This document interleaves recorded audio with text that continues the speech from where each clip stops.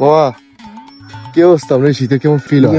হ্যাঁ শীতে তো মনে করো পুরা তবদা লাগা গেছে গামিয়া। কি কম আর যে শীত মানে কবে যে মানে উঠবো, সূর্য উঠবো এর কোনো চিন্তাই করতে পারতেছি না, এত ঠান্ডা প্রচন্ড।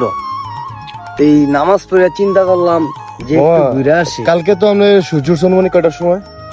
একটা হ্যাঁ 1:10 দিকে সূর্য উঠছে। হ্যাঁ হ্যাঁ আজকে এমন মানে মোটামুটি কুয়াশা আছে। আজকে মানে কয়টার সময় উঠতে পারে সূর্য? আজকে খুব সম্ভব 2টা 1 ঘন্টাই।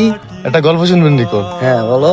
কালকে আমারে সারাদিনে ফোন দিছে। হ্যাঁ ফোন দেওয়া প্রায় 10টার দিকে। আমি তো সবসময় সূর্যের দিকে ছায়া, আমার যখন রোদ্র উঠে তখন আমি ঘুম থেকে মানে অনুমান করে আর ঘুম থেকে উঠি। হ্যাঁ তো ফোন দিছে, প্রথম একটা ফোন দিছে, আমি জানালাটা খুললা আমি বাইরে ছায়া দেখি কুয়াশা।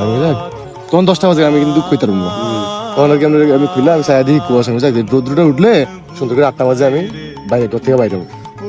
যখন রোদ্র উঠছে, রোদ্র উঠানোর আধা ঘন্টা আগে আমি ঘর থেকে বাইরে দিয়ে আমি 12টা বাজে। আরেকটা দেখো, আমি রাইতে শুইছি বেশি রাত্র, এই 2:30টার দিকে। পরে ফজর আজান দিলে ওইটা গেলাম, ওইটা নামাজটা আদায় করলাম। এখন আর তো ঘুমাইতে পারি নাই, ঘুমা হে নাই। পরে আইসা বললাম কই না একটু হাঁটা চলা করি। এখন তো দেখি যে আলহামদুলিল্লাহ মোটামুটি ভালোই কুয়াশা চলতেছে। গতকালকে উঠছে 1:10 সূর্য, আজকে তো মনে হয় 2টার আগে উঠবো। সমস্যা নেই, আমরা প্রস্তুত। আমি তো পুরো হ্যান্ড মামাই তো পুরা প্যাকেট, পুরাই প্যাক। মামাই তো আর মানে বাইক চালায়, হিপহপ বাইক, যেটা আপনারা সবাই চিনেন, পরিচিত একটা বাইক, ইজি ভাই, ইজি বাইক। ইয়ো সেই বুড়া মজা আছে।